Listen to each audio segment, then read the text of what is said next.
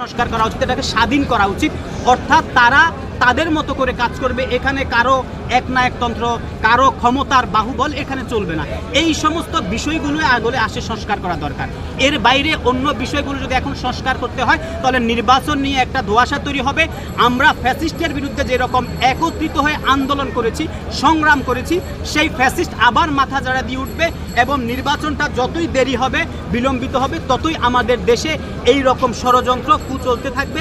পার্শ্ববর্তী দেশ ইন্ডিয়ায় বসে এই ফ্যাসিস্ট খুনি হাসিনা এই কাজগুলোই করে যাবে, এটাই। এজন্য আমি মনে করি অতি দ্রুত বাংলাদেশে একটা অবাধ, সুষ্ঠু, নিরপেক্ষ এবং সকল দলের অংশগ্রহণে একটা গণতান্ত্রিক নির্বাচন দিয়ে গণতান্ত্রিক পরিবেশের ব্যবস্থা করা হোক।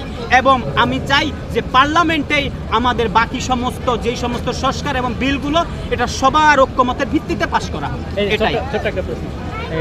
আইন শৃঙ্খলা বাহিনীর বর্তমান যে পরিস্থিতি, এটা আসলে ঠিক যে আইন শৃঙ্খলা পরিস্থিতি বাহিনী তারা কিন্তু আসলে আগের যে অবস্থান সেই জায়গায় নাই, তারা অনেকটাই ফ্যাসিস্ট সরকার যাওয়ার পরে তারা অনেকটাই নড়বড়ে। এই ক্ষেত্রে আমি বর্তমান স্বরাষ্ট্র উপদেষ্টাকে বলবো যে নির্বাচন যদি ফেব্রুয়ারিতে হয়ে থাকে, এখন জুলাই মাস হাতের মধ্যে প্রায় সময় আছে, এর ভিতরে যদি উনি অতি দ্রুত আমাদের প্রশাসনকে এবং বিচার বিভাগ এগুলোরে যদি একটু বেশি, অর্থাৎ যে সংস্কারের জায়গাটার দিকে যদি এই জায়গাটা জোর দিয়ে আমাদের পুলিশ প্রশাসনদেরকে তাদের মনোবল চাঙ্গা করে, অর্থাৎ ওই জায়গাটার মধ্যে যদি একটু এই 6 মাসের ভিতরে যদি গোছায় নিয়ে আসতে পারে, তাহলে আমি মনে করি অন্তত পক্ষে সামনে যে নির্বাচনটা, সেই নির্বাচনটা এই সরকারের অধীনে এবং এই প্রশাসনের অধীনে অনেক সুন্দর করে করা সম্ভব। মানে আপনি